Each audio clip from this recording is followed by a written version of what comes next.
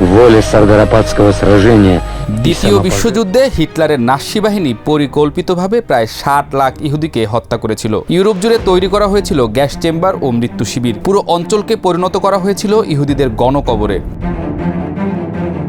হিটলারের চূড়ান্ত লক্ষ্য ছিল ইহুদি জাতিকে পৃথিবী থেকে মুছে ফেলা, কিন্তু ইতিহাস সাক্ষ্য দিচ্ছে এই বর্বরতা সফল হয়নি। ইহুদিরা টিকে ছিল, নিজেদের পুনর্গঠিত করেছে এবং অবশেষে প্রতিষ্ঠা করেছে স্বাধীন রাষ্ট্র ইসরায়েল। হিটলারের দাবি ছিল ইহুদিরা নিচু জাত ও সমাজ নষ্টের কারণ। এমনকি প্রথম বিশ্বযুদ্ধে জার্মানির পরাজয়ের জন্য তিনি ইহুদিদের দায়ী করেছিলেন। এই ঈদে জামা জুতো অ্যাক্সেসরিজের ডিসকাউন্ট।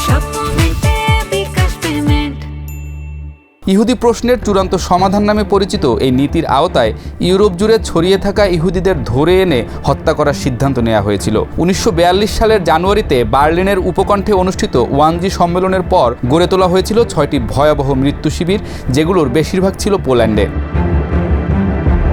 আউশভিটস বিরকেনাও ছিল নাৎসি বাহিনীর তৈরি সবচেয়ে ভয়ঙ্কর শিবির, যেখানে প্রায় 11 লাখ মানুষকে হত্যা করা হয়। গ্যাস চেম্বারে বিষাক্ত গ্যাস ছড়িয়ে গুলি করে বা অনাহারে রেখে তাদের জীবন নেওয়া হতো। ক্রেবলিনকা শিবিরে মারা যায় আনুমানিক 9 থেকে 10 লাখ, বেলজেকে 6 লাখ, সবিবরে 3 লাখ, হেলমনোতে 1.5 থেকে 2 লাখ এবং মাজদানেকে প্রায় 80,000 ইহুদি।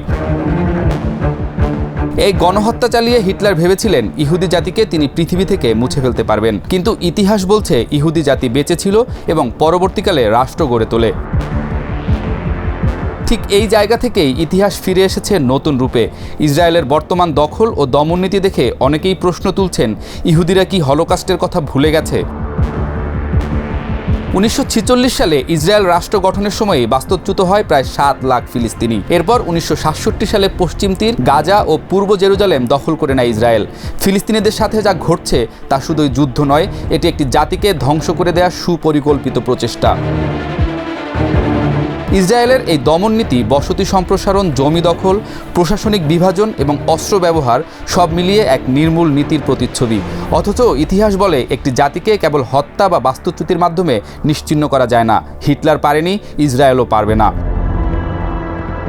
ফিলিস্তিনি জনগণ আজও টিকে আছে তাদের ভাষা, স্মৃতি, সংস্কৃতি ও প্রতিরোধের চেতনায়। শিশুর হাতে ছেঁড়া পতাকা, বৃদ্ধের কণ্ঠে হারানো ভিটেমাটির নাম কিংবা কিশোরের চোখে স্বাধীন রাষ্ট্রের স্বপ্ন, সবই প্রমাণ করে এই জাতি হারিয়ে যাবে না।